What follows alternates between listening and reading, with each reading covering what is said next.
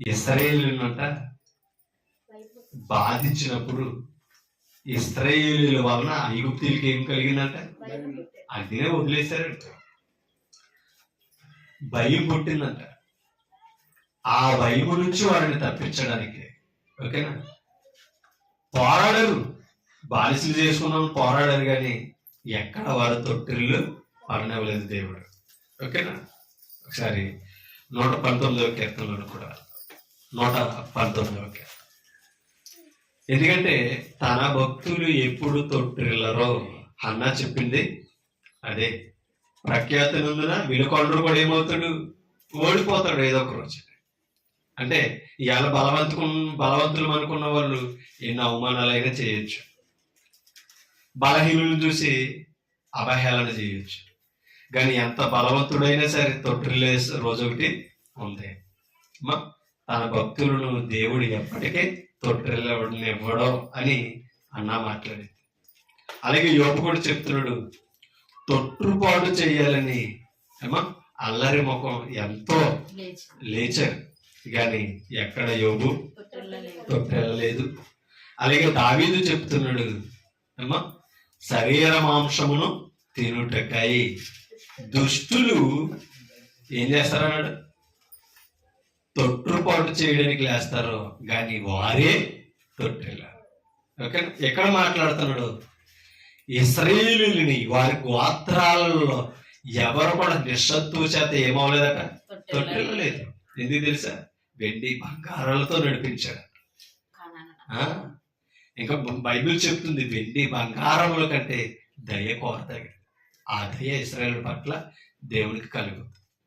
వెండి బంగారాల కంటే విలువైనది వాక్యం. ఆ వాక్యాన్ని ఇశ్రాయేలుకి ధర్మశాస్త్రం అనే నిబంధన ద్వారా వారికి ఇప్పుడు మనం చూస్తాం. వారు చేసిన నిబంధన, దేవుడు వారికి చేసిన నిబంధనని జ్ఞాపకం ఉంచుకొని అలా ధనధాన్యాలతో నడిపించాడు, పోషించాడు. తొట్టుపాటు సమయం వచ్చినా పడిపోకుండా నిలబెట్టాడు. అదే దేవుని పని. 119 165వ వచ్చు, 165 వచ్చు. నీ ధర్మశాస్త్రము ప్రేమించు వారికి అబ్బా, నెమ్మది ఎక్కడ ఉన్నదంట? ధర్మశాస్త్రాన్ని ప్రేమించాలి, ద్వేషించకూడదు. వాక్యాన్ని చదవడానికి మనసు ఉండాలండి. అంటే ఇప్పుడు వాక్యం చదవాలంటే దేవుని మీద ఏం కావాలి? ప్రేమ. ఆ ప్రేమ బైబిల్ చదివి ఆయన జ్ఞానం సంపాదించడం ఉండాలి. ప్రేమ అంటే ఇక అర్థమవుతుందా? ప్రేమ అంటే బైబిల్ తలగడ దగ్గర పెట్టుకోవడం కాదు, సంఖలో పెట్టుకుని ఉండడం కాదు, తెరవాలి, తెరిచి చదవాలి. అది ప్రేమ. అందుకనే నీ ధర్మశాస్త్రమును ప్రేమించిన వారికి ఎంతో నెమ్మది. అంటే ఎక్కడ ఉన్నదో నెమ్మది ఇశ్రాయేలుకి? ఎందుకు తెలుసా? ధర్మశాస్త్ర విధులు, ధర్మశాస్త్ర నిబంధనలలో ఏముందంట? నెమ్మది ఉంది. వాటిని అనుసరించేవాడు ఎప్పుడు కూడా బాధలు పాలవడు, ఎంతో నెమ్మది కలదు. వారి కూలి తొట్టిల్లుటకు కారణమేమి అంటే అర్థం ఏంటి? ధర్మశాస్త్రాన్ని ప్రేమించి దానిని అనుసరించేవాడు ఎప్పటికీ ఏమవడట? తొట్టిల్లిపోవడం. తొట్టిల్లడానికి కారణాలు ఏమో ఉండవట. కానీ ఇశ్రాయేలులో అనేకులు తొట్టిల్లిపోవడానికి కారణం ఏంటి తెలుసా? ధర్మశాస్త్రాన్ని ప్రేమించలేదు, దానిని వారు అనుసరించలేదు. కాబట్టి తొట్టుపాటు కారణము వారే, ధర్మశాస్త్రం కాదు. అదే ఇక్కడ మాటలు వివరిస్తారు. 121 వచ్చు, 121 వచ్చు 3 వచ్చిన చదువు.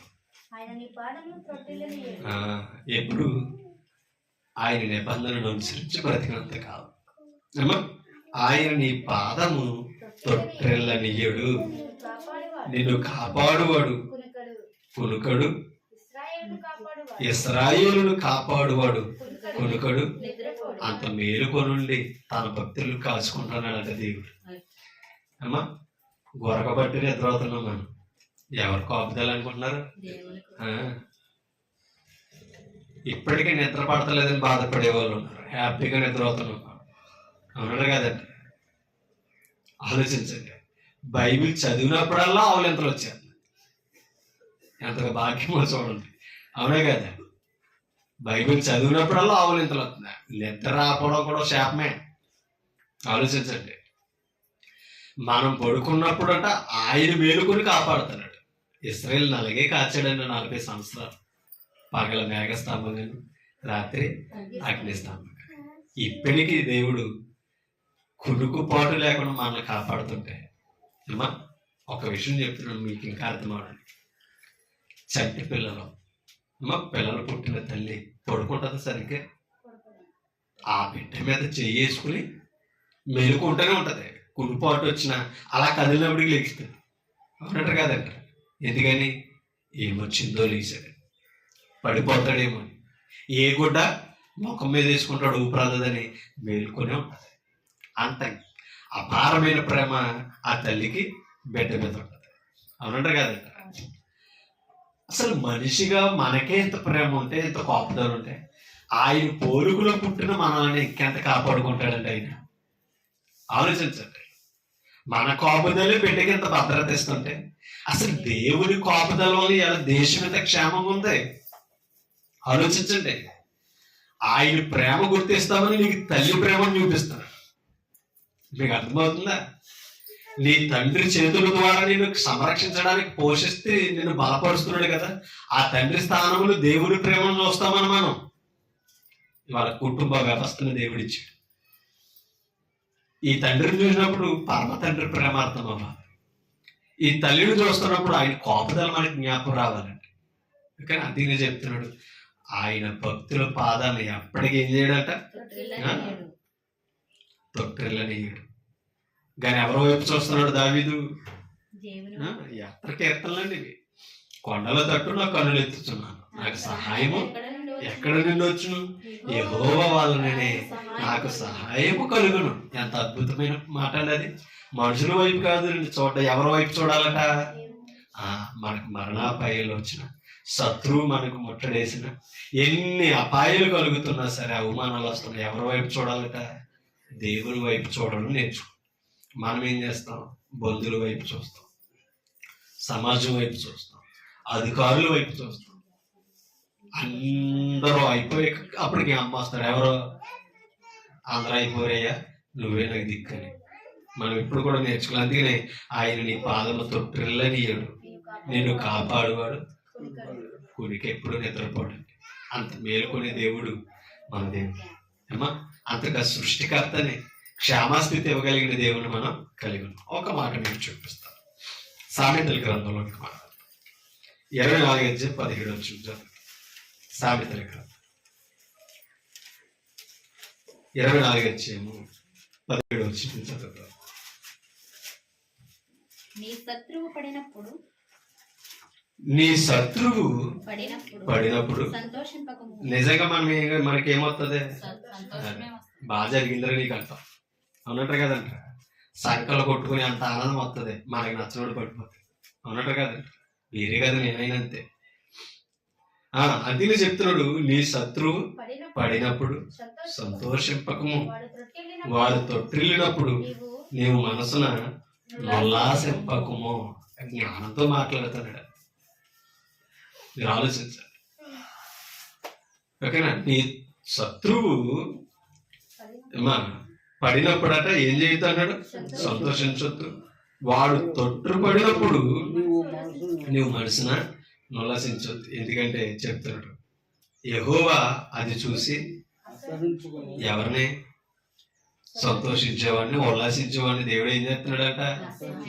అసహించుకున్నాడట. అసహించుకుని వాని మీద నుండి తన కోపము. అది నువ్వు సంతోషించినప్పుడు నీ శత్రువు మీద నుంచి కోపం దేవుడికి మళ్ళుకుంటుందట. అంత అర్థమేంటి చెప్పండి? ఆయన మీద కోపం మనం తెచ్చుకుంటున్నామంట. రివర్స్ అవుతుందన్నమాట. ఆడు శత్రువే, చంపాలని చూసినుడే. ఏమా అది అనడం. పగ తీర్చుట నా వంతు. పగ తీర్చుట దేవుని పని. దేవుని ఉగ్రతకు చోటియుడి అంటాడు రోమపత్రికలో. ఎవరి ఉగ్రతకు చోటు ఇవ్వాలట? మన ఉగ్రత కాదు, మన కోపం చూపించడం కాదు, దేవుని కోపానికి మనం చోటు ఇవ్వాలట. మన శత్రువే మన మీద పన్నంగలు పడినప్పుడు మనకి ఎంత బాధ కలుగుతుంది. ఓకేనా? శత్రువు పడిపోతున్నప్పుడు చూడకూడదట, చూసి నవ్వకూడదట, సాయం చేయమన్నాడు. నీ శత్రువు కొరకు కూడా ఏం చేయమని చెప్పాడు? అంతే, బైబిల్ చెప్తున్న మాట అదే. ఏమా పేతురు కూడా శత్రువుని ఏం చేశాడు? చెవులు అరికాడే లేదా? మంచి పని చేశారా పేతురు అని అన్నాడా ప్రభువు? ఏమన్నాడు? ఖండించాడని పేతురుని, నేను ఇందుకు రాలేదని. ఆ శత్రువు చెవి కూడా స్వస్థపరిచాడు. కారణం ఏంటంటే శత్రువులు అపజయం పొందుతున్నప్పుడు ప్రభు ఏనాడు సంతోషించలేదు. వారు ఎంత నష్టపోతున్నారో చూసి దేవునికి మొరపెట్టాడు. మీకు అర్థమవుతుందా? మనం ఎప్పుడు కూడా సంతోషించడం వల్ల దేవుడు అసహించుకుంటాడు. కానీ సహజంగా మనం అక్కడ సాయం చేయడం కానీ ప్రార్థించడం కానీ మనసు అంత త్వరగా రాదు మనకి. అవునా కదండి? హ్యాపీ ఫీల్ అవుతాం, కానీ అది దేవునికి ఇష్టమైనది కాదంట. వాడు శత్రువే, దుర్మార్గుడైనా సరే వాని మీద నుండి తన కోపమును త్రిప్పుకొనేమో. దుర్మార్గులను చూసి నీవు వ్యసన పడకము, భక్తిహీనుల ఎడల మత్సర పడకూడదు. ఓకేనా? దుర్జనుడికి ముందు గతి లేదు, భక్తిహీనుల దీపము ఆరిపో. మీకు అర్థమవుతుందా? దురభిప్రాయాలతో ఉంటూ ఇతరులకి కీడు చేసేవాడికి ముందు గతి లేదట, భవిష్యత్తు ఉండదని చెప్తున్నాడు. దాని అర్థం భక్తిహీనుడి దీపం ఏమైపోతాయి? భక్తిహీనుడు అలా అసహించుకునేవాడే, శత్రువుని చూసి నువ్వేవాడే. ఓకేనా? ఆ పరిస్థితికి వాళ్ళ భక్తుడు వెళ్ళకూడదని చెప్తాడు. యెషయా గ్రంథం 5వ అధ్యాయం, యెషయా గ్రంథం 5వ అధ్యాయం 27వ వచనం. 5వ అధ్యాయం 27వ వచనం. వారిలో అలసిన వాడైనను తొట్టిల్లు వాడైనను లేడు, వారిలో ఎవడను నిద్రపోడు కునుకడు, వారి నడికట్టు అమ్మా విడిపోదు, వారి పాదరక్షకుల వారు తెగిపోరు, దిగిపోదు. నీకు అర్థమవుతుందా? ఎవరిని గురించి చెప్తున్నాడంటే మా ఇశ్రాయేలు యొక్క శత్రువుల గురించి చెప్తున్నాడు. శత్రువు ఎలా ఉన్నాడట చూడండి అక్కడ. ఏం చేయడట? ఎవరు అలసిపోరాట, తొట్టు పడడట. ఓకేనా? ఎప్పుడు ఏమా నశింపజేసేదాకా. వారు ఎవడను నిద్రపోవడం కునుకడు, అంత మేలుకొని ఉంటారట అపజయం చూసేదాకా. 40వ అధ్యాయం, ఇదే యెషయా గ్రంథం 40వ అధ్యాయం తీసారు. 40వ అధ్యాయము ఒకసారి 30వ వచనం చదువుతాం. బాలురు సొమ్మసిల్లుదురు, అలయుదురు, యవనస్తులు తప్పక తొట్టిల్లుదురు, యెహోవా కొరకు ఎదురు చూచువారు. అంటే దేవుని మీద అనుకున్న వాడు ఏమవుతాడట? బాలుడు ఎలా సొమ్మసిల్లు అలసిపోతారో ఏమా అలాగే యవనస్తులు తప్పకుండా ఏమవుతారట? తొట్టిల్లుతారు. ఒక మాట 29 నుంచి చదువుతాం. సొమ్మసిల్లిన వారికి బలమిచ్చువాడు ఎవరట? సృష్టికర్త, దేవుడే. భక్తిహీనులు బలాభివృద్ధి కలుగు చేయవాడు భక్తిహీనుడే. అన్యాయం చేయడానికి బలం ఎక్కడి నుంచి అవుతుందంట? ఆయనే ఇస్తున్నాడు. ఆలోచించండి. అందుకని అక్కడ అన్నాడు, బాలురు సొమ్మసిల్లుదురు, అలయుదురు. ఓకేనా? బాలురు సొమ్మసిల్లుదురు, అలయుదురు, యవనస్తులు ఏమవుతున్నారట? తప్పక తొట్టిల్లుదురు. ఓకేనా? ఇవాళ యవనస్తులు ఎందరో తొట్టిపోవటం ఉన్నదండి, తన దేవుని విడిచిపెట్టి. ఓకేనా? యెహోవా కొరకు చూసేవారు ఏమవుతారట? నూతన బలము పొందు. అంటే మన బలం ఎప్పుడు కూడా అధికం అవ్వాలంటే, నూతన బలం అంటే అర్థం ఏంటి? ఎప్పటికప్పుడు బలం పొందాలంటే ఏం చేయాలట? ఏమా ఎవరి కొరకు ఎదురు చూడాలి అంటే ఎవరి మీద ఆధారపడమని చెప్తున్నాడు? దేవుని మీద. ఓకేనా? మనకు శత్రువులు ఎంతమంది అయినా ఉండొచ్చు, ఆ శత్రువులకు బలం ఇచ్చేవాడు కూడా ఎవరో. అది మనం ఎవరి మీద ఆధారపడాలి? మన బలం మీద కాదు. ఇర్మియా గ్రంథం 18:23. ఇర్మియా గ్రంథం 18:23.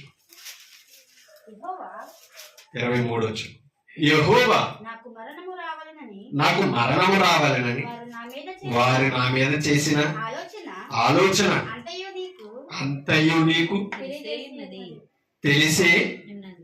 శత్రువు చేసే ఆలోచన ఎవరికి తెలుసు?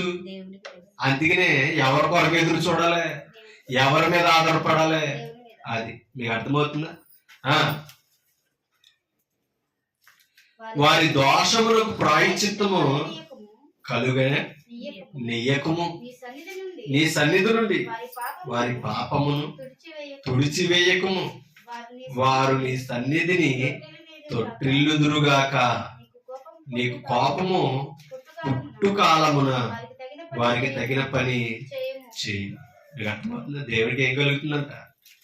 కోపం. నీ సన్నిధిని వారి పాపాన్ని ఏం చేయొద్దు అన్నాడు? ప్రాయశ్చిత్తము చేయకము. మీకు అర్థమవుతుంది? నీ సన్నిధి నుండి వారి పాపాన్ని తుడిచివేయొద్దు అంటే అర్థం ఏంటి అమ్మా? మీకు అర్థమవుతుందా? ఆయన పాపం ఎక్కడుంటే తొలగుతుంది? ఆయన సన్నిధులు ఉంటే తొలగుతుంది. శత్రువులు గురించి అన్నాడు, వారు నీ సన్నిధికి వచ్చినా సరే ఏం చేయదు? పాపాన్ని తొలగించొద్దు. ఓకేనా? శత్రువు అయినా సరే అమ్మా, మన విరోధి అయినా సరే సన్నిధికి నడిపిస్తే అమ్మా అక్కడ ఏముందట? పాపం తొలగే అవకాశం. ఒక మాట మనం అర్థం చేసుకోవాలి. ఒకప్పుడు దేవుణ్ణి ఎరగినప్పుడు మనము శత్రువులు కదా. ఆయన సన్నిధికి వచ్చి మన పాపాలు ఏం చేసుకున్నాం?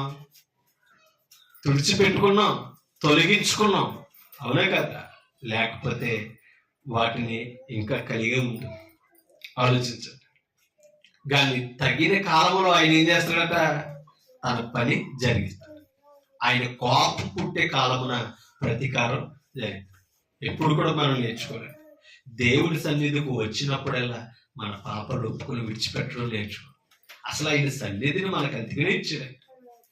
క్షమాపణ కలిగిన జీవితాలు అనుభవించాలని.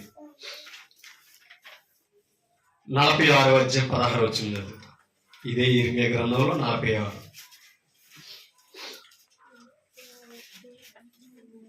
16 46:16 చదవండి ఒకసారి. ఆయన అనేకులను, అది ఆయన తొట్టిల్ల చేసేయడానికి ఎవరో నిలబడ్డు. ఆయన అనేకులను తొట్టిల్ల చేయుచున్నాడు. వారొకరి మీద ఒకడు కూలుదురు. లెండి, క్రూరమైన ఖడ్గమును తప్పించుకుందము రండి. చూడండి, మన స్వజనుల యొద్దకు, మన జన్మభూమికి వెళ్ళదము రండి అని వారు చెప్పుకుందురు. మీకు అర్థమవుతుందా? దేవుని వైపు వచ్చే మార్గాన్ని వెతుక్కోమని చెప్తారు. దేవుని దగ్గరికి వెళ్ళడం మనం నేర్చుకోవాలి. మీకు అర్థమవుతుందా? దేవుని దగ్గర మనం ఎదగడం మనం నేర్చుకోవాలి. ఎందుకంటే కీడును తప్పించేవాడు దేవుడు తప్ప కానీ మనుషులు కాదు. హోషేయ గ్రంథం 14:9. హోషేయ గ్రంథం 14:9. హోషేయ గ్రంథం 14:9. జ్ఞానులు ఈ సంగతులు వివేచితులు. చూడండి, బుద్ధిమంతులు వాటిని గ్రహింతురు. ఎలాగనగా యెహోవా మార్గములు ఎలాంటి వాట? ఆ చక్కని మార్గాలు ఎవరు వివేచిస్తారట?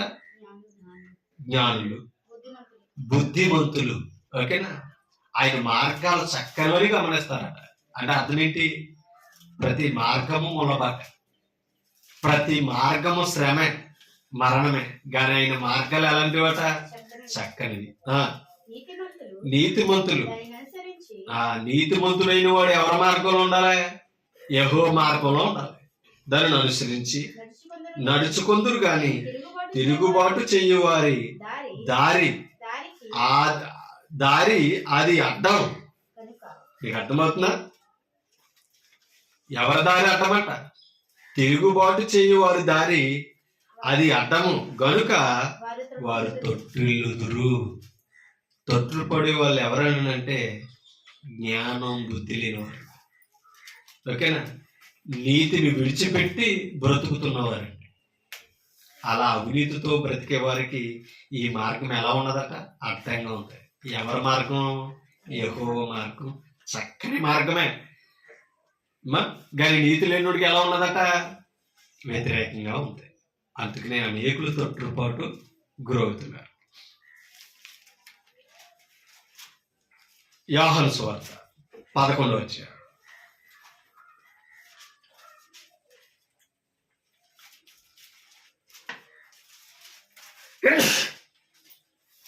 యోహాను సువార్త 11వ అధ్యాయం 9వ వచనం చదువుతాం. చూడండి. అందుకు యేసు పగలు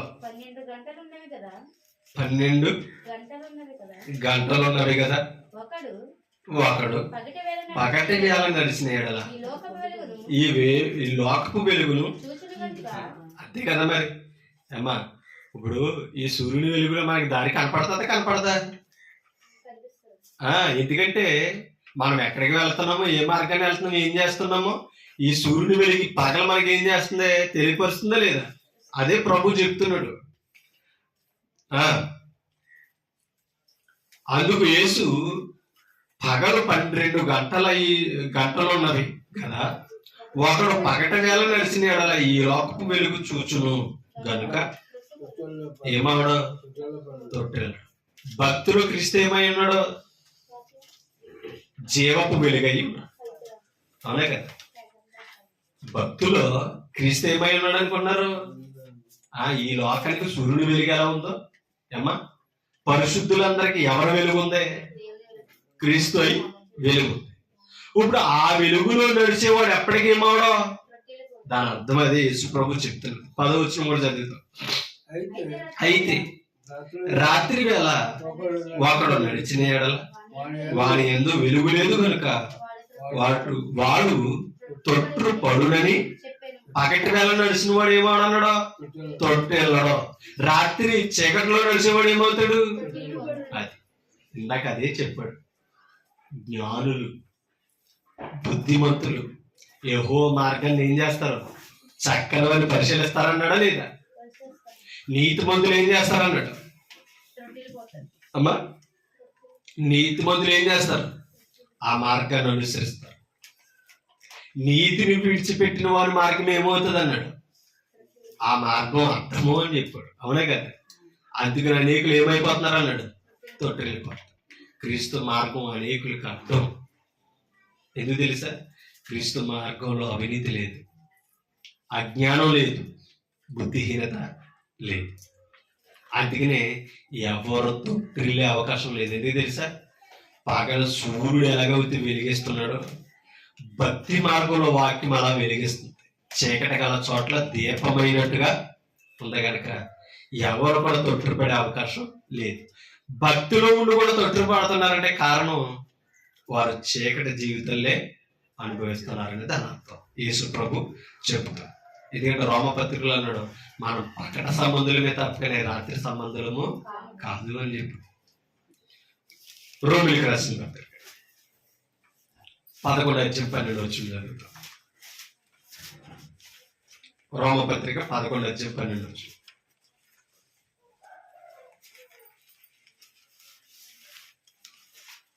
11:12.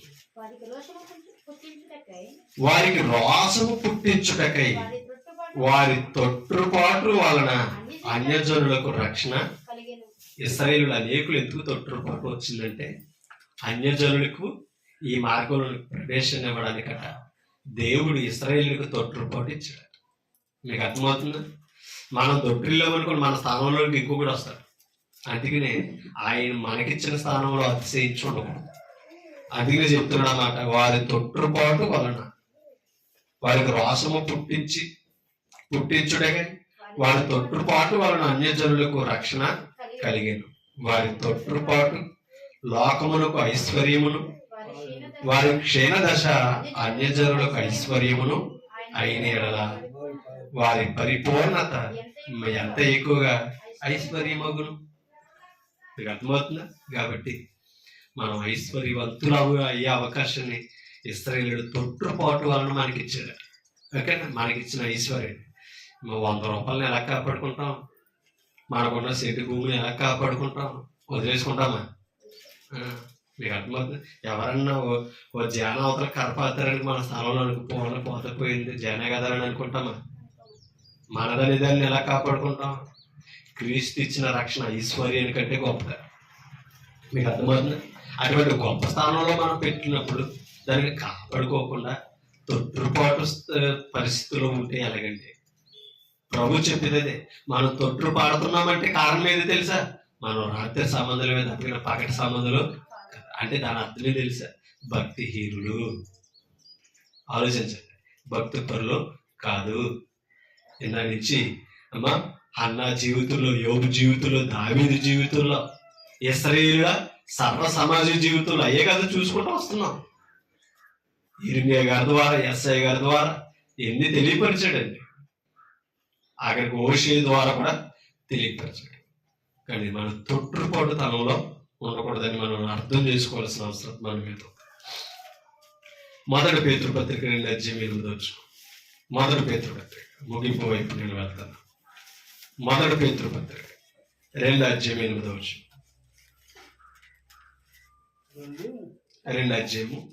2:8 కట్టువారు వాక్యమున కవిధేయులై, అది ఇల్లే కడుతున్నారు అంటే దాని అర్థం ఏంటంటే సంఘం గురించి చెప్తున్నారు. సంఘాన్ని చాలా మంది కట్టాలనుకుంటున్నారట. ఎలా కడుతున్నారు? వాక్యానికి. అంటే దాని అర్థం ఏంటి? అవిధేయత అంటే అర్థం ఏంటి? ఎదిరించేతాను. ఓకేనా? విధేయత అంటే అర్థం ఏంటి? వాక్యం చెప్పినది చేయడమే విధేయత. వాక్యం చెప్పనిది చేస్తున్న వారు ఎవరంటే తెలుసా? అంటే అర్థం ఏంటి? వాక్యం ఇది రైట్ కాదని చెప్తున్నా. వాక్యం జోలు నాకెందుకు, మాకు ఈ సంఘమే నచ్చింది, మాకు ఈ పేరే నచ్చింది. అవునా కాదా? అలా ఎవరికి నచ్చిన పేర్లు పెట్టుకుని వారు అవిధేయులే ఏం కడుతున్నారట? సంఘాలను కడుతున్నారు. అదే చెప్పాడు. వాక్యములకు అవిధేయులే ఏమైపోతున్నారంట? అది వాక్యానికి విధేయుడు ఏమవుతాడు? తొట్టెళ్ళడో. ఎందుకు తెలుసా? పగట సంబంధి. అవునా? ఏం చేస్తున్నాడో, ఎలా చేస్తున్నాడో వెలుగు చెప్తుందే లేదా? కాబట్టి వాక్యం లేనప్పుడు, చీకటి మనలోనికి వచ్చినప్పుడు మనం ఏం చేస్తున్నామో మనకు అర్థమవుతుంది. కాబట్టి అంధకారంలో నుంచి మనల్ని ఏం చేశాడు? విడుదల చేశాడండి. వాక్యమునికి అవిధేయులై తొట్టిల్లుదురు, దానికే వారు నియమింపబడ్డారు. మనం దేనికి నియమింపబడ్డాం? తొట్టిల్లడానికే కాదు, అవిధేయులుగా ఉండడానికి కాదు, విధేయులుగా ఉండడానికి, కట్టబడడానికే. అది అన్నాడు. అయితే మీరు చీకటిలో నుండి ఆశ్చర్యకరమైన తన వెలుగులోనికి మిమ్మల్ని పిలిచిన వాడిని ఎవరి గుణాతిశయాలు ప్రచురించాలట. ఎక్కడి నుంచి పిలిచాడు? కాబట్టి ఆ విధేయతలో నుంచి, ఆ తొట్టుపాటుతనం నుంచి మనల్ని పిలిచాడే లేదా? మనం ఎప్పటికీ ఏమవ్వకూడదు? తొట్టెళ్ళకూడదు. తొట్టెళ్ళకూడదు అంటే ఎలా ఉండాలి? మనం వెలుగు సంబంధులుగానే ఉండాలి. ఏ వెలుగు ఇది అన్నాడు? ఇది అది. మరి ఇందాక ప్రభు చెప్పిన వెలుగు ఆశ్చర్యపరిచేది కాదు. ఎందుకని? ఈ వెలుగు అందరికీ తెలుసు. సూర్యుని వెలుగు. అవునా కదా? ఈ పగలొచ్చే వెలుగు అందరికీ తెలుసు. కానీ క్రీస్తు అనుగ్రహించే వెలుగు లోకానికి ఆశ్చర్యం. కనపడదో, అర్థమవుదు. అవునే కదా? ఆత్మ సంబంధమైన వెలుగు, ఆత్మను వెలిగించగలిగిన వెలుగు క్రీస్తు వెలుగు, వాక్యం అనే వెలుగు. ఆ వెలుగులో ఉండి మనం తొట్టిల్లకూడదు. ఏ పేరును బట్టి ఆ పేరు పెట్టుకొని మనం బ్రతకూడదు. అది నేర్చుకోవాలండి. అదినే చెప్పాడు. ఎక్కడి నుంచి పిలిచాడంటే మనం ఆ అవిధేయతలో నుంచి, ఆ తొట్టుపాటుతనం నుంచి మనం పిలిచాడు. పడిపోకుండా నిలబడమే వాక్యములకు విధేయులు అవడం. వాక్యం చెప్పినది చేయడమే నిలబడడం. రెండో పేతురు పత్రిక 1:24 వచ్చింది, 1:11 వచ్చింది. రెండో పేతురు 1:11 వచ్చింది. మీరు ఇట్టి క్రియలు చేయవారైతే ఎప్పుడును తొట్టిల్లరో, అలాగున మన ప్రభువును రక్షకుడైన యేసుక్రీస్తు యొక్క నిత్యరాజ్యంలో ప్రవేశం మీకు సమృద్ధిగా అనుగ్రహింపబడినప్పుడు వాక్యం చెప్పినట్టు చేస్తాయి. వాక్యం చెప్పినట్టుగా వాక్యపు వెలుగులో మన అవిధేయతలను సరిదిద్దుకుంటే ఎప్పటికి మనం ఏమవ్వమంట? తొట్టిల్లరో. ఓకేనా? తొట్టిల్లరు. మన ప్రభువును రక్షకుడైన యేసుక్రీస్తు నిత్యరాజ్యములో ప్రవేశం ఎలా ఉంటదంట? అది అంటే అర్థమేంటి? ఆటంకాలు ఉండవు అమ్మా. చీకటి ఉన్నా కాడ రాజ్యానికి ఆటంకం. ఎందుకు తెలుసా? ఈ రాజ్యము ఆశ్చర్యకరమైన వెలుగు, లోకం గుర్తించిన వెలుగు క్రీస్తు రాజ్యం. ఈ రాజ్యంలోనికి ప్రవేశం ఎలా వస్తుందంటే వాక్యమునికి విధేయులు అవుతుంటే వస్తుంది, మరీ సమృద్ధిగా కలుగుతుంది. కాబట్టి ఆ నిత్యరాజ్యమే క్రీస్తు యొక్క సంఘం. ఓకేనా? ఆ క్రీస్తు సంఘమే తొట్టుపాటు పడకుండా నిలబెట్టగలిగిన శక్తి కలిగిన రాజ్యం. ఓకేనా? అందుకనే మీరిట్టి క్రియలు, ఎట్టి క్రియలు 9 వచనం, అవి ఎవరికి లేకపోవును ఏమా, అవి ఎవరికి లేకపోను వాడు తన పూర్వ పాపములకు 9వ వచనం అంటే శుద్ధి కలిగిన సంగతి మర్చిపోతున్నాడు అంట. అంటే అర్థం ఏంటి? బాప్తిసం పొందానన్న విషయాన్ని మర్చిపోతున్నాడట. మళ్ళా పూర్వ పాపాలనే చేస్తున్నాం మనమందరం కూడా. మర్చిపోయి గుడ్డివాడును దూరదృష్టి లేనివాడగును. గుడ్డివాడును అంటే అర్థం ఏంటి? వాక్యాన్ని చూడడం. దూరదృష్టి అంటే నాకు నిత్యరాజ్యం పరలోకం ఉన్నదని మర్చిపోతాడు. ఎప్పుడు ఇవి ఎవరికి లేకపోను. ఏంటవి? 6వ వచనం అమ్మా. 5వ వచనం 2 లైన్ నుంచి చూడండి. మీ విశ్వాసమునందు సద్గుణమును, సద్గుణమునందు జ్ఞానమును, జ్ఞానమునందు ఆశానిగ్రహమును, ఆశానిగ్రహమునందు సహనమును, సహనమునందు భక్తిని, భక్తి యందు సహోదరి ప్రేమను, సహోదరి ప్రేమ యందు దయను. ఎవరు అమర్చుకోవాలి? క్రీస్తులో ఉన్నవారు, ఆశ్చర్యకరమైన వెలుగులోనికి వచ్చిన వారు, ఆయన నిత్యరాజ్యాన్ని పొందాలనుకున్నవారు ఏం చేయాలంట? పేతురు ఇప్పుడు చెప్తున్నవన్నీ ఒక పరిశుద్ధుడు సంపాదించుకోవాల్సినవి, విడిచిపెట్టవలసినవి కాదు. అమ్మా, ఇవి మీకు కలిగిన ఎడల, ఇవి మీకు కలిగి విస్తరించిన ఎడల, అవి ఏవి? విశ్వాసము, సద్గుణము, జ్ఞానము, ఆశానిగ్రహము, సహనము, భక్తి, సహోదరి ప్రేమ, దయ. ఇవి అమర్చుకుంటే ఇవి కలిగి విస్తరించిన ఎడల అంటే మన జీవితంలో ఏమవ్వాలి? విస్తరించడం అంటే అర్థం ఏంటి? అభివృద్ధి చెందాలి. ఇందాక చెప్పాడు చూసారు, క్రీస్తు ఐశ్వర్యం అని అన్నాడు. ఇదే క్రీస్తు మనకిచ్చిన ఐశ్వర్యం. ఇవి కలిగి విస్తరించిన ఎడల అవి మన ప్రభువైన యేసుక్రీస్తును కూర్చిన అనుభవ జ్ఞాన విషయంలో మిమ్ములు. అది అంటే ఏమవ్వం? సోమరు అంటే అర్థం ఏంటి? ఏ పని చేయనుండే కదా సోమరు అన్నాడు జ్ఞానైన సొలొమోను. సోమరి అయినను నిష్ఫలలు అయినను కాకుండా చేయను అంటే సోమరి ఏ పని చేయడు కాబట్టి ఫలం ఉండదు. అవునే కదా? విశ్వాసంలో మనం సోమరులమయ్యామనుకో ఆత్మ ఫలాలు రావు. ఇవే మీకు అర్థమవుతుందా? ఇవి లేనప్పుడు నిత్యరాజ్యంలో మనకు ప్రవేశం సమృద్ధిగా కలగదు. అర్థమైందండి? కాకుండా చేయను. ఇవి ఎవరికి లేకపోవునో అంటే వీటి కొరకు ఎవరు శ్రమ పడరో, సంపాదించుకోవాలని ఎవరు భక్తిలో ఉండరో, సంఘాన్ని విడిచిపెట్టి సోమరులు నిష్ఫలులు అవుతున్న మీరైనా సరే, నేనైనా సరే, ఇవి ఎవరికి లేకపోవునో వాడు తన పూర్వ పాపములకు శుద్ధి కలిగిన సంగతి ఏమవుతున్నాడట? నేను పరిశుద్ధుని, నేను పాపాలు కడుక్కుని క్రీస్తుడు చేర్చబడిన వాడిని, సంఘానికి వెళ్ళాలన్న విషయం మర్చిపోతాడంట. ఈ ఆదివారం ప్రభు సన్నిధికి వెళ్ళి ప్రభుని ఆరాధించాలన్న విషయం మర్చిపోతాడు. మర్చిపోయేవాడు ఎవరు తెలుసా? సోమరి. ఏమా, రేపు ఆ సోమవారం పనికి వెళ్ళాలని ఉంటుందా? మర్చిపోతామా? సోమవారం వస్తుందంటే ఎక్కడికి వెళ్ళాలని మనకి జ్ఞాపకం ఉంటుంది? సోమవారం మొదలుకొని శనివారం వరకు క్యారెట్ కూడా పనికి వెళ్ళాలని ప్రతిరోజు మనకి ఎవరైనా జ్ఞాపకం చేస్తారా? చెప్పాలి మీరు, బాధ్యత. అవునా కదా? అక్కడ సోమవారం కాదు, అవునా కదా? బాధ్యత ఉంటుంది. మరి ఆదివారం వచ్చినడికి ప్రార్థనకి వెళ్ళు బైబిల్ పెట్టుకుని ఎవరు జ్ఞాపకం చేయాలండి మనకి? అంటే దేవుళ్ళలో సోమవారం అవుతున్నావు అంటే మనకంటే బతికొస్తుంది ఎవరున్నారు? ఆలోచించు. అందుకని మనకి ఏముంటున్నదని తెలుసా? నిత్యరాజ్యాన్ని మనమే పోగొట్టుకుంటున్నాం. ఎందుకు తెలుసా? సంఘానికి వస్తేనే ఏమి సంపాదించుకొని ఏమి కలిగి ఉండాలో అవన్నీ మనం విడిచిపెట్టేస్తున్నాం. ఓకేనా?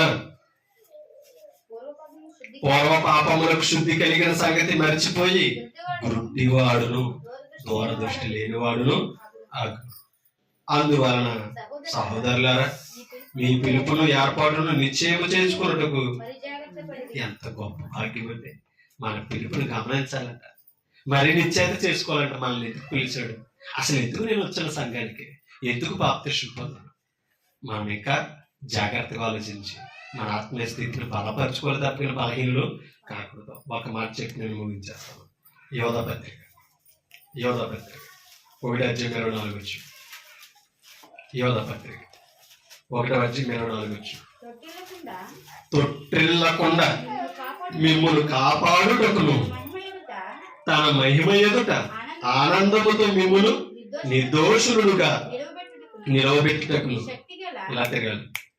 శక్తి గల మన రక్షకుడైన అద్వితీయ దేవునికి మన ప్రభు అయిన యేసుక్రీస్తు ద్వారా మహిమయు మహాత్యమును ఆధిపత్యమును అధికారమును యుగములకు పూర్వమును ఇప్పుడు సర్వయుగములకు కలుగునుగాక.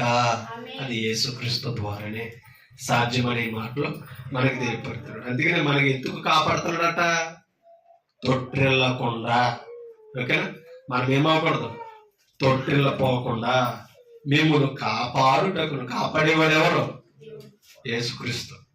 ఓకేనా? ఆయన అక్షయుడగు దేవుడు, అద్వితీయుడగు దేవుడు, మన రక్షకుడైన దేవుడు. ఎవరు? యేసుక్రీస్తు. ఓకేనా? అందుకనే మనం తొట్టిపోకుండా మనం కాపాడగలిగిన సమర్థుడు ఎవరు తెలుసా? యేసుక్రీస్తు. ఎలా కాపాడుతున్నాడు?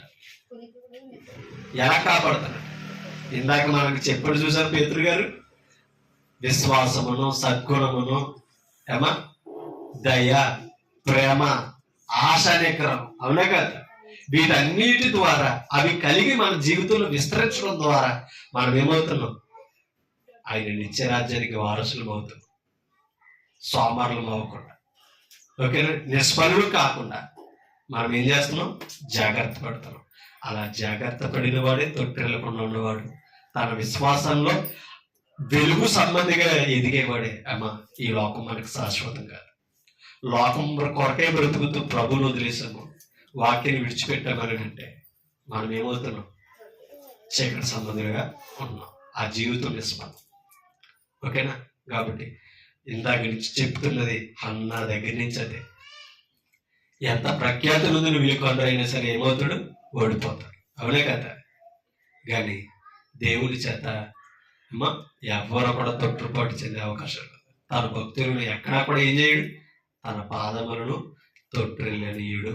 యోబు గారు సెలవిచ్చారు, దావీదు గారు సెలవిచ్చారు, యెషయా గారు, ఇర్మియా గారు, ఓషే గారు వివరించుకుంటూనే వచ్చారు. యేసుక్రీస్తు కూడా అదే చెప్పాడు. పగల నడిచేవాడు ఎప్పుడు తొట్టుపడడు, రాత్రి నడిచేవాడు ఏమవుతాడు? మార్గం తెలియదు కాబట్టి తొట్టుపడతాడు.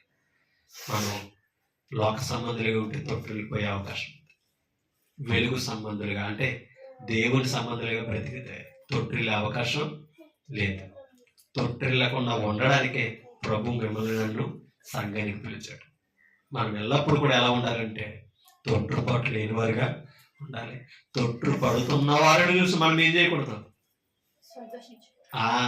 చెప్పడా జ్ఞానేశ్వర సొలొమోను?